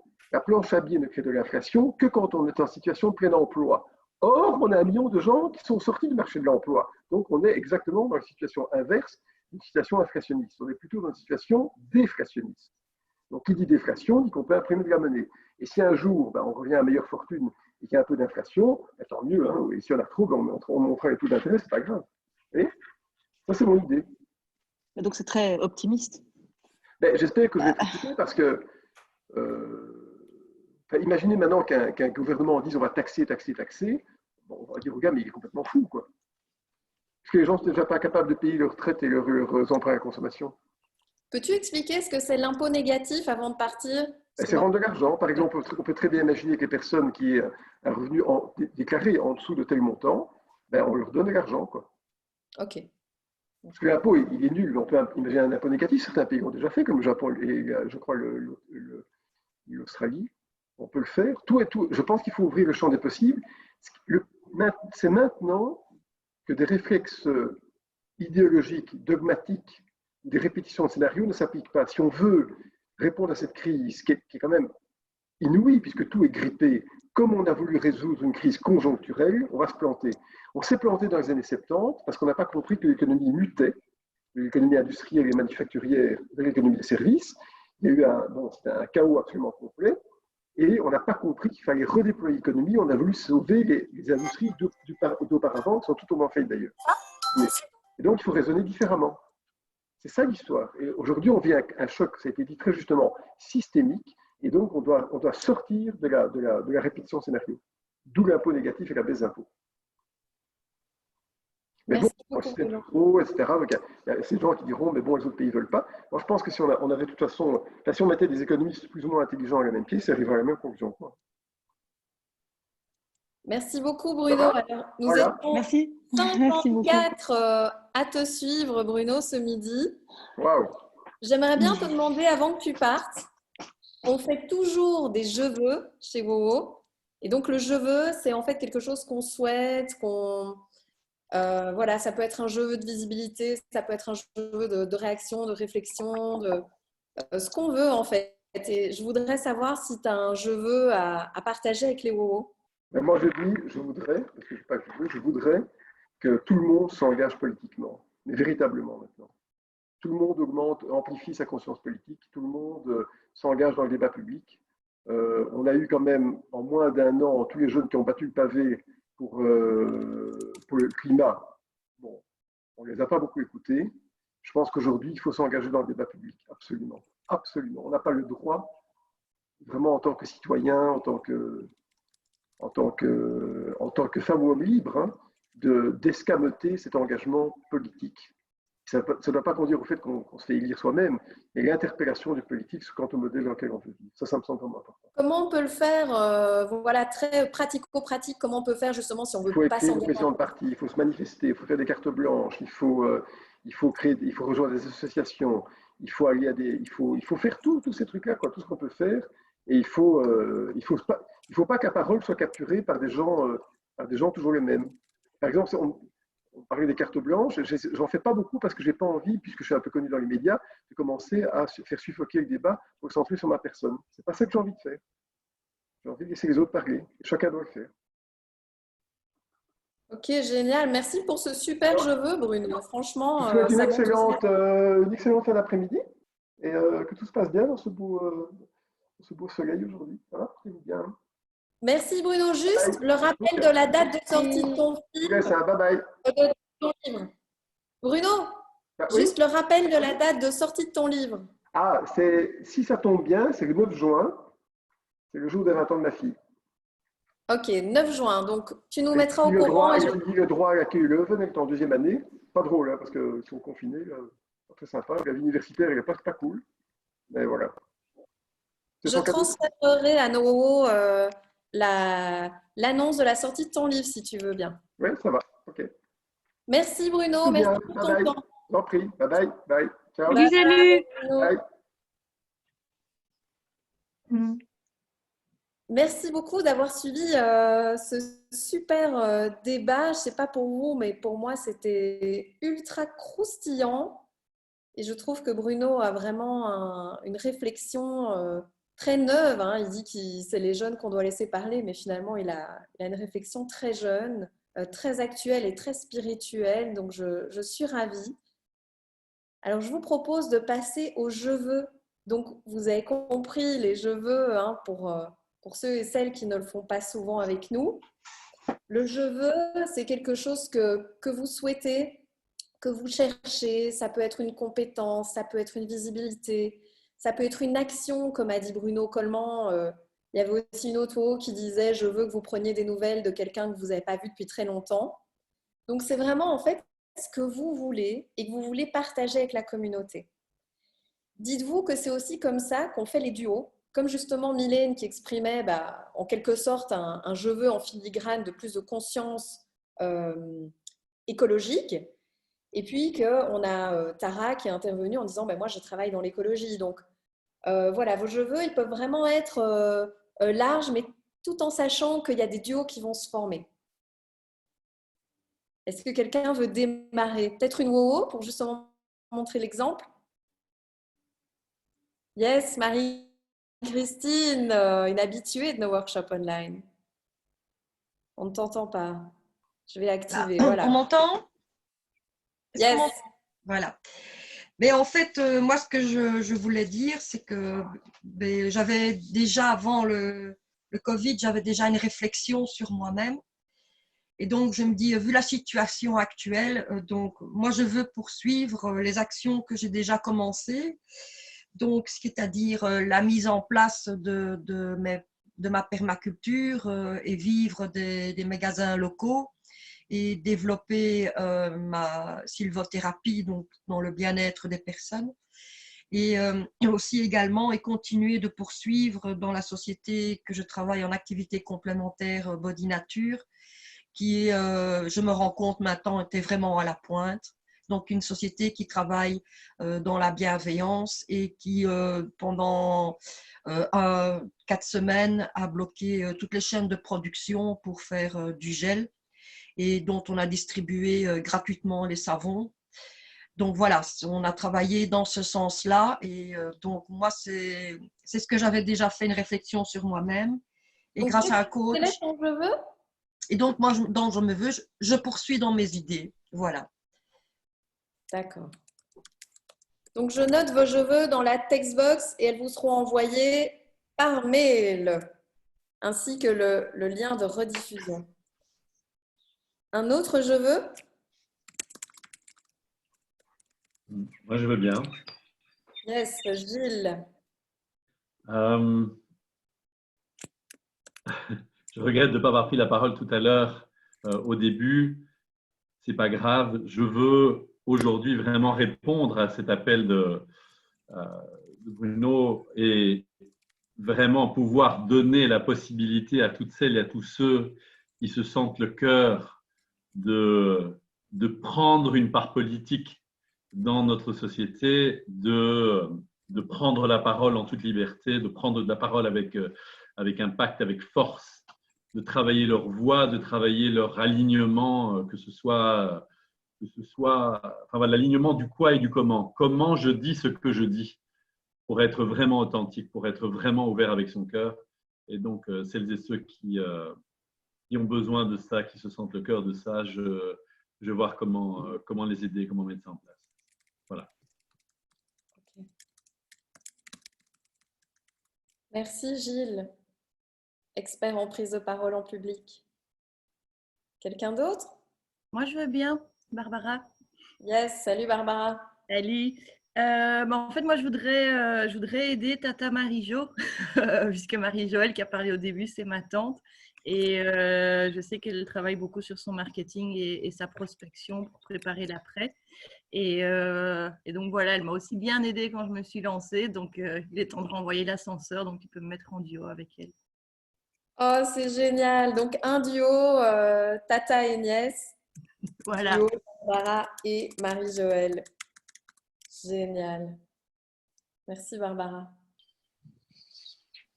Quelqu'un d'autre? Moi, je veux bien. Yes. Véronique. J'ai un four en céramique de 500 litres chez moi, de 80 sur 80 cm. Donc, j'ai envie qu'après le confinement, les gens viennent déposer leurs sculptures. Comme ça, je peux faire tourner mon four. Plus imminent, parce que c'est un peu compliqué vu qu'on ne sait pas quand le confinement sera fini. Déjà, commencer à faire des sculptures, comme ça, le temps de séchage, c'est quand même 3-4 mois déjà, pour certaines sculptures. Donc, il faut prévoir un mois de séchage par centimètre d'épaisseur de sculpture. Ok, donc que les gens commencent donc, si jamais les gens se sentent inspirés de faire des sculptures en céramique, je me ferai une joie de pouvoir les cuire après, quoi. Okay. Une invitation à la créativité. Voilà. Un autre Merci. je veux.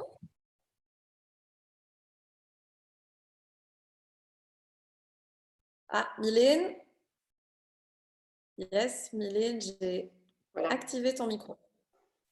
Ben moi, je continue aussi à ce que, dans l'élan dans lequel je suis, entre être ambassadeur pour plusieurs organisations. Là, aujourd'hui, je veux, et ça c'est quelque chose que je fais déjà longtemps aussi, que le impact investment et la philanthropie soient des valeurs qui s'intègrent dans nos façons de notre relation avec éventuellement un peu comment dire, de placement en bourse ou des choses comme ça, que les gens vont vraiment faire uniquement le impact investment et qui vont sortir des fossil fuels.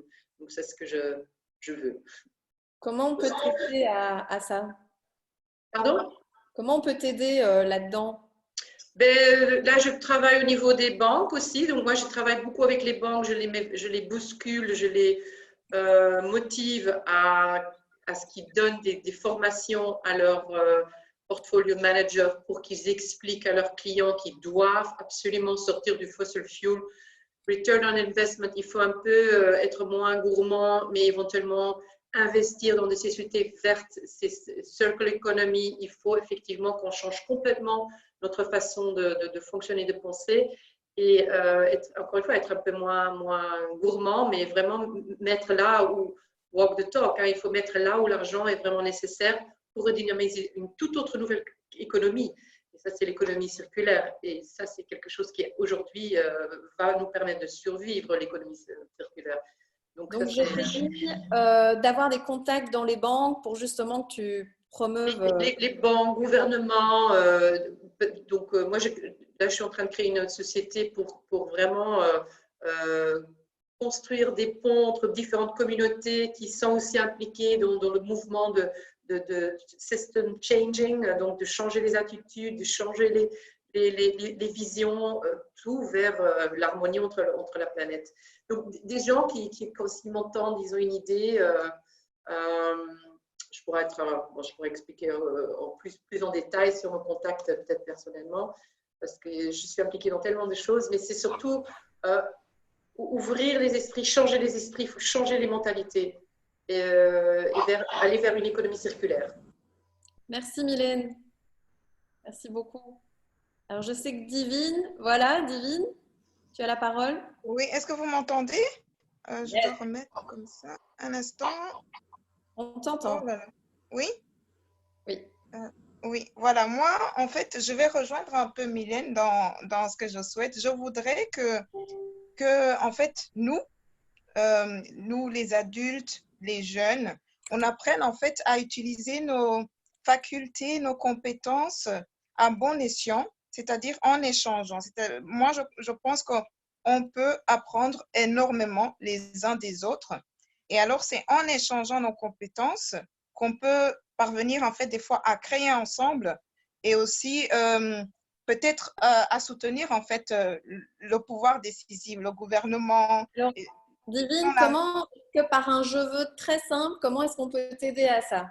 Tu vois, qu'est-ce que nous, on peut faire comme action pour pouvoir t'aider ou… Parce que c'est compliqué avec des je veux comme ça de…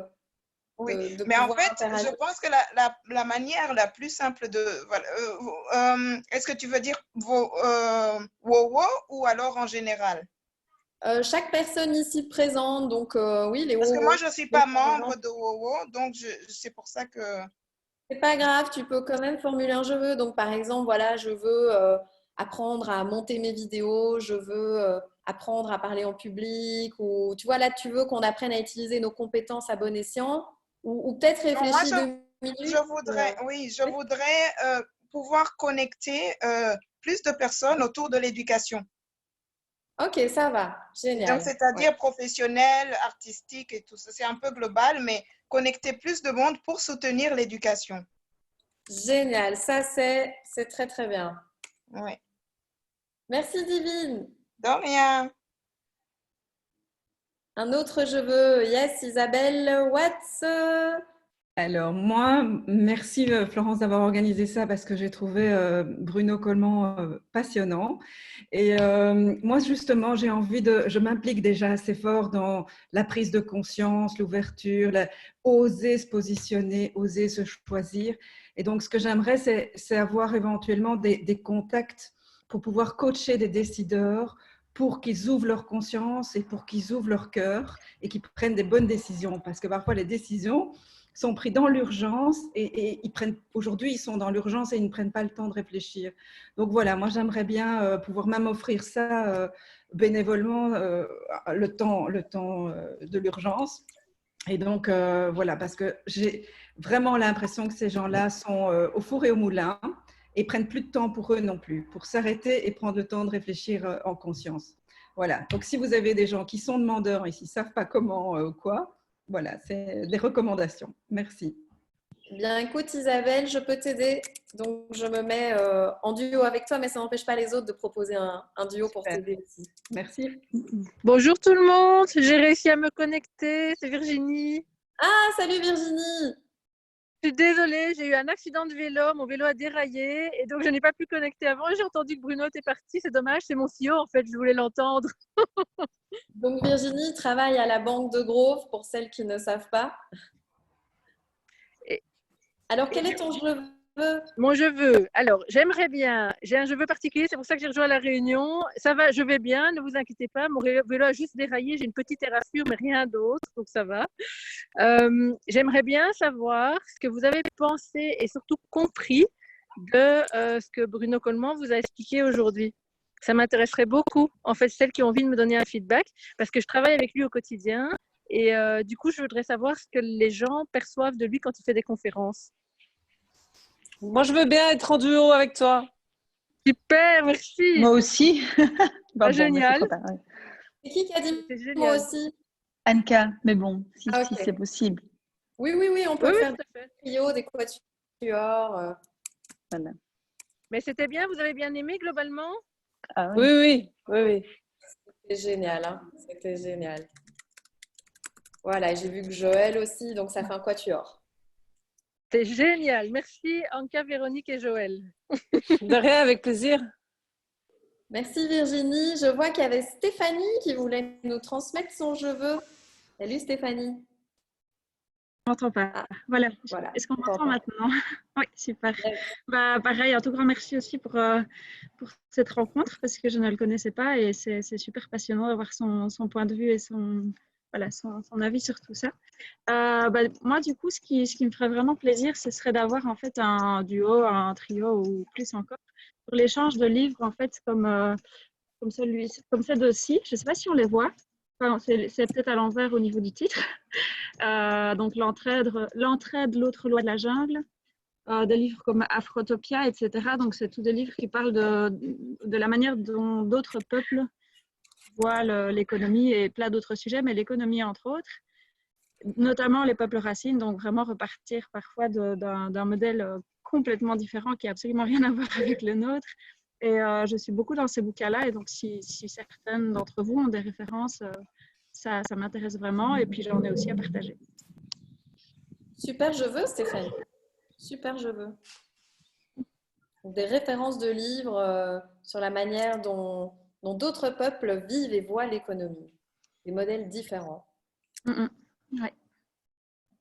Génial. Dominique Vandenberg.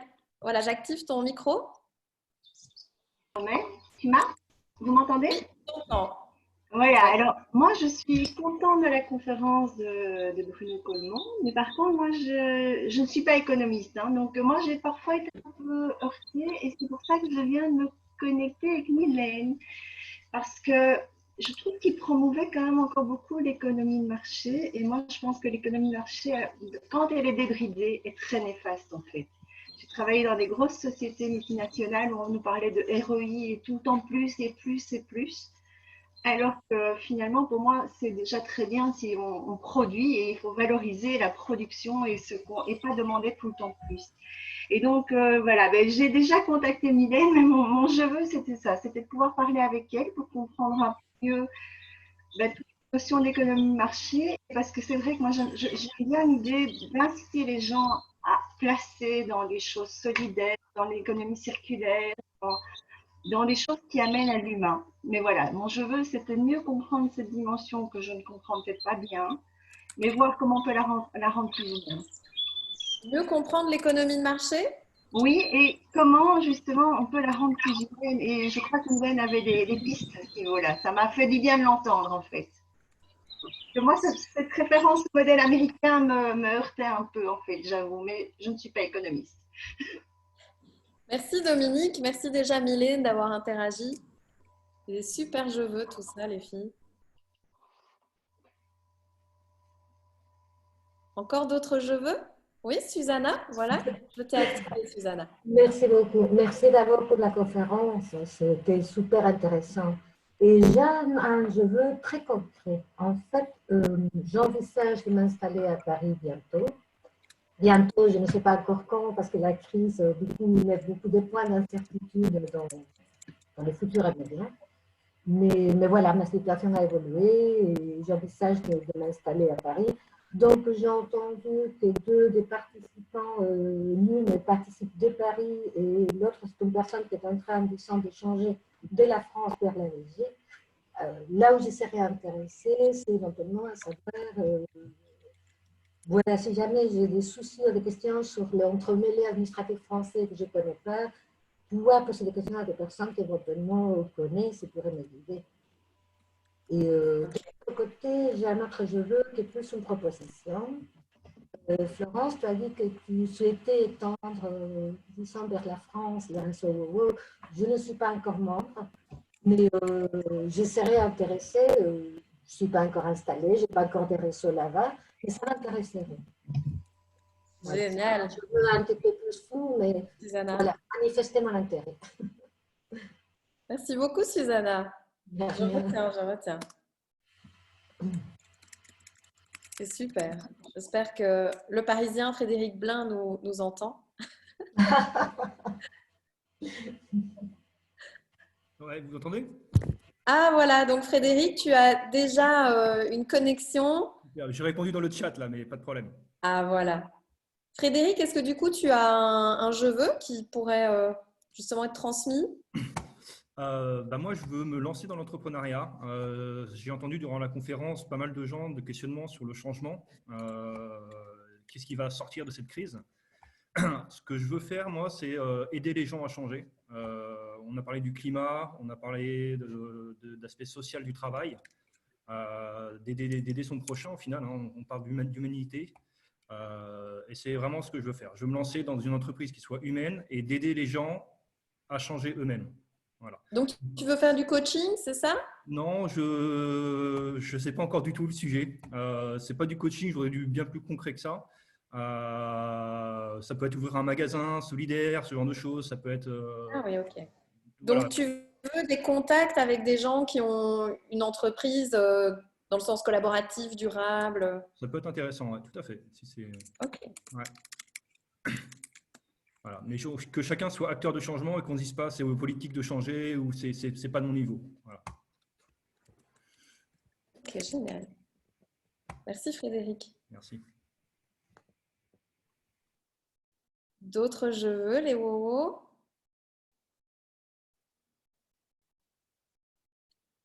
Lancez-vous, on n'est pas dans… Je veux bien y aller. Yes, Gwendael, salut. Salut. Mais voilà, je suis arrivée après une demi-heure, mais c'était super intéressant, donc merci beaucoup. En fait, j'aimerais beaucoup, ça m'a touché le je veux de Bruno Coleman, et en fait, tous les je veux de manière générale. Et j'aimerais quand même répondre à celui-là, sauf que je n'ai absolument aucun contact, et donc je voudrais des contacts pour pouvoir… voilà, impacter via mon travail, je le fais, mais pouvoir impacter aussi d'une autre manière et répondre à ce je veux, parce que je crois que c'est aussi de ma responsabilité de participer au monde dans lequel je vis et de laisser à ma fille un monde que je suis fière de lui laisser, et à toutes ces générations en fait. Donc voilà, je voudrais des contacts pour pouvoir répondre au je veux de Bruno Coleman.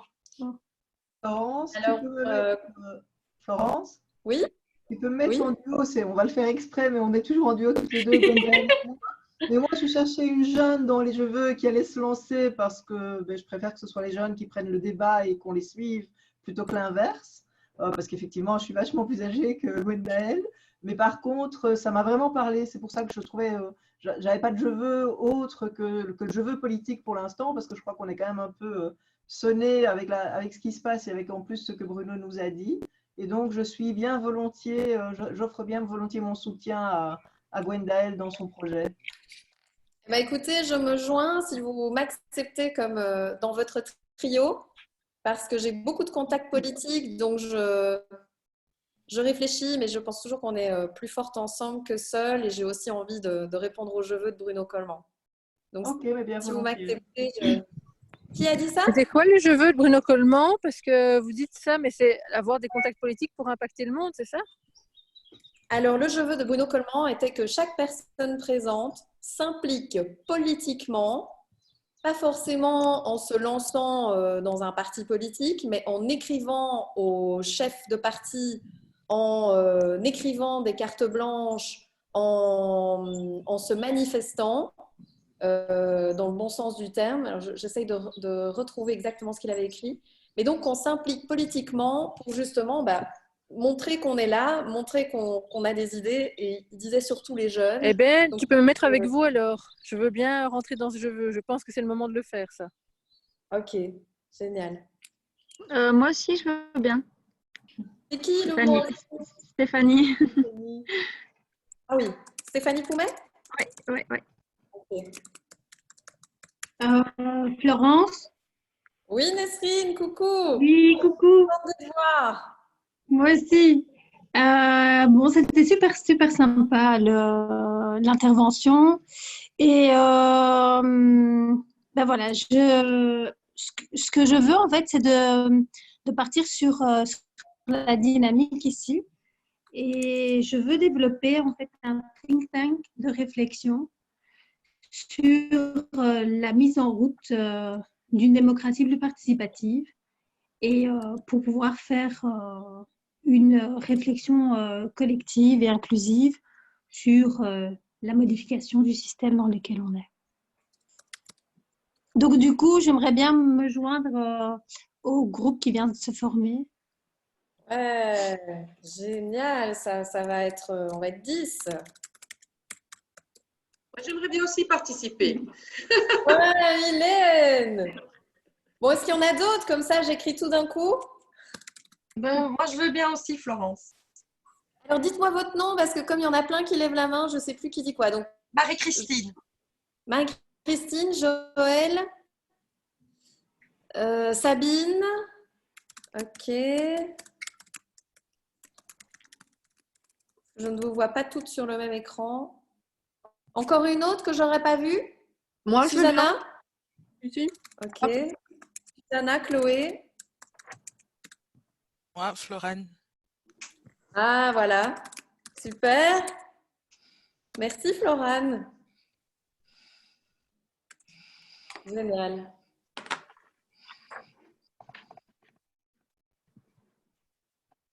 Un autre je veux? Oui, si, je sais pas,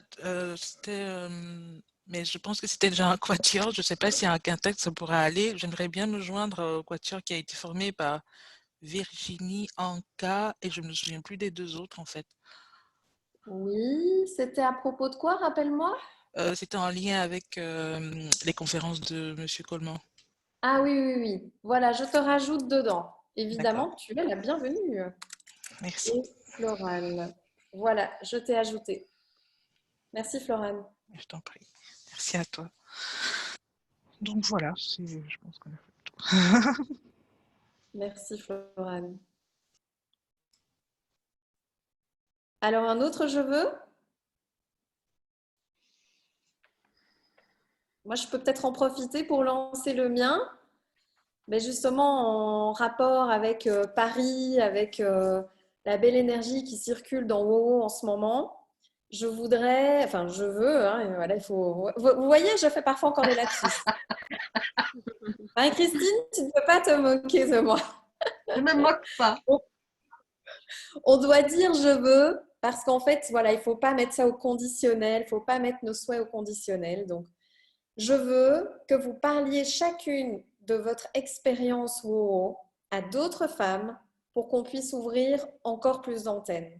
Je pense que c'est vraiment simplement en parlant de la belle expérience qu'on vit toutes pendant ces workshops que des femmes auront envie d'ouvrir des antennes localement dans leur région, leur ville, et qu'elles voudront justement inspirer, influencer, mentorer, coacher d'autres femmes. Mon souhait, c'est que tout ce que vous avez appris maintenant, vous le transmettiez à quelqu'un d'autre, une autre femme, qui, elle, voudra le transmettre à une autre, etc., que ça fasse boule de neige. Et pour ça, pour nous, la meilleure méthode, c'est d'avoir des ambassadrices, des chefs d'antenne, pour qu'on puisse faire des petits et des petites. Donc, c'est mon je veux.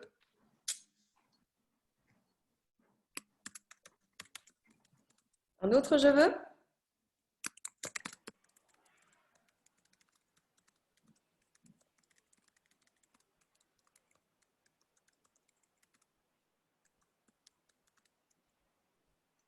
Un autre je veux?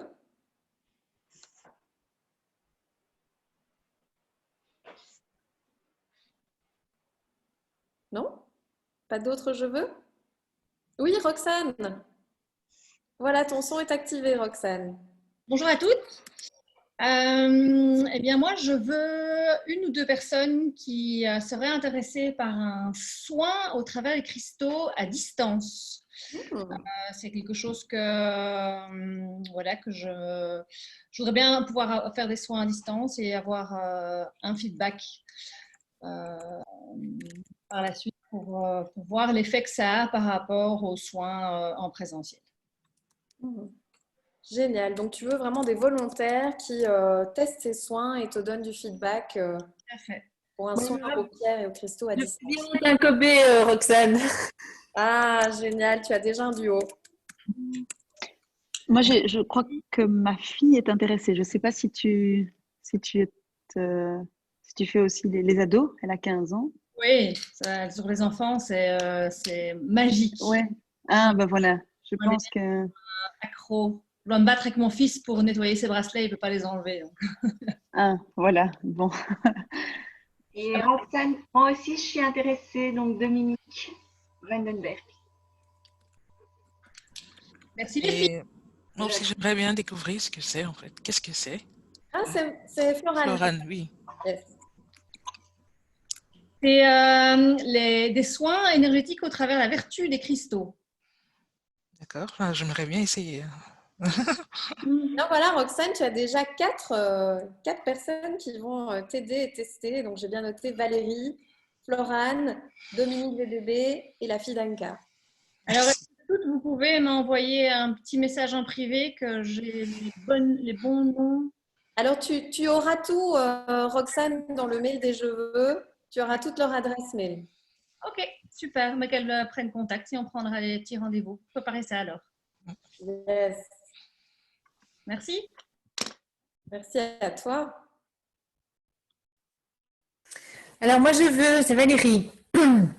Moi, je suis en train de créer un sondage c'est un questionnaire plutôt qu'un sondage, sur lequel j'aimerais que vous participiez. Donc, je veux pouvoir le poster sur le groupe des Wouhou et que vous preniez le temps de quelques minutes pour y répondre. Merci. Tu peux mettre le lien dans la textbox ici, comme ça, celles qui sont déjà inspirées peuvent répondre. Je ne l'ai pas encore, donc je le posterai sur le groupe. Je suis en train de le faire, mais je dois le finaliser aujourd'hui. Ça me mettra la pression pour qu'il soit fini. Eh bien, alors, tu me l'envoies par mail, comme ça, je le mets dans le mail des Je veux. Super, merci. Alors, avant de terminer, on peut faire un rapide tour de gratitude. Donc, les gratitudes, c'est un merci, ça peut être à l'univers, ça peut être à notre orateur, ça peut être à une autre Wouhou, ça peut être à qui vous voulez en fait.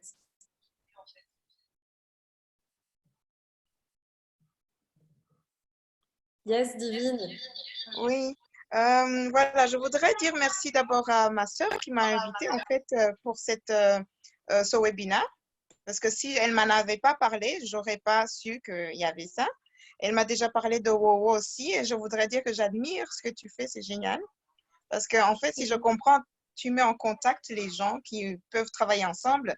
Et c'est ça, c'est super. Et merci à Bruno aussi. Et voilà. Et je vous souhaite un bon week-end enrichissant et très positif dans tout ce que vous entreprenez.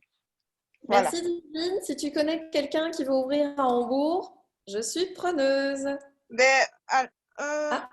Jasmine, tu t'es trompée, tu nous as partagé ton écran. Voilà, merci. Oui. Non, je disais, moi, c'est quelque chose qui m'aurait intéressé. C'est juste que je suis très occupée avec des projets, mais je vais regarder. Quelqu'un d'autre. Oui, voilà, quelqu'un d'autre. Et ça serait quelqu'un qui travaille en allemand alors? Ou qui travaille avec la Belgique? Non, ça peut être dans n'importe quelle langue. Parce que si c'est quelqu'un qui est à Hambourg, ben, elle doit vraiment communiquer, la personne devrait communiquer avec la communauté sur place ici. Donc, ça voudrait dire, parce que disons que le public allemand, il faut, voilà, il faut être très motivé. Mais ça, j'en discuterai avec elle. Voilà. Oui, donc, si tu as des idées de personnes. Ouais. Ok, ça va. Ok, merci et bonne journée, bon week-end à tout le monde. Merci, Divine. Oui. Moi, je veux bien y aller. Mais je voudrais te remercier, Florence, pour pour tout ce que tu crées, tout ce que tu mets en place dans ce rebondissement que tu nous offres à chacune, à chacun et aux membres et aux non-membres, et pour la qualité des prestations et des intervenants que tu choisis. Et je veux aussi honorer Gwendaël et Céline qui n'est pas présente, mais qui sont mon trio et au travers duquel je trouve un grand soutien et j'aime donner, j'aime recevoir, donc ça circule. Voilà, exactement. Et alors, j'en profite pour dire merci à Pascal qui vient de m'envoyer un message privé en disant « Envoie-moi ton sondage et je le partagerai sur mes réseaux ». Donc, je trouve ça adorable. Donc, un grand merci, pleine de gratitude. Merci beaucoup les filles. En plus, je vois qu'il y en a 4 qui sont présentes et qui suivent le programme de coaching VIP avec moi. Donc, Gwendaël, Marie-Joëlle, Valérie et Pascal. Et je suis ravie de voir que vous vous rencontrez aussi en dehors de ce coaching. Nesrine, tu nous as de nouveau partagé ton écran. Merci. Très jolie photo. Encore un merci. Encore une gratitude. Mais en fait, moi, je veux bien. Et c'était justement, c'est drôle parce que je crois qu'il y a la pensée qui s'est croisée. Mais merci pour ce webinaire parce que ça me donne une énergie hyper boostante. Vraiment, ça me motive et ça me wow. Et à Valérie parce que c'est inestimable à quel point c'est juste un soutien qu'on a entre nous trois et qui est merveilleux en fait. Et moi, je me rends compte que c'est devenu un petit rituel en fait et c'est juste génial. Voilà. Donc, je suis hyper en gratitude pour ça en fait. Ouais. Et en effet, Céline, mais qui n'est pas là. Merci Gwendaël. Je pense que Susanna voulait intervenir. Oui, merci. En fait, je me répète un peu par rapport à ce qui vient d'être dit, mais je voudrais remercier Marie-Christine parce que c'est grâce à elle que j'ai pris contact avec vous et j'ai fait connaissance avec vous. Merci aussi à Pascal parce qu'on a été en contact suite à l'événement où j'ai participé, au jeu des cheveux et au duo, et il m'a beaucoup aidé. En tout cas, elle m'a motivée à bien entamer mes réflexions personnelles, donc un grand merci. Merci au réseau WOW et à tout le travail que vous faites. C'est la 2e fois que je participe et je suis vraiment ravie. Félicitations et bravo. Je n'aurais participé plus. Voilà. Merci Susanna. Je me souviens très bien de toi quand on s'est rencontrés. Merci. Merci.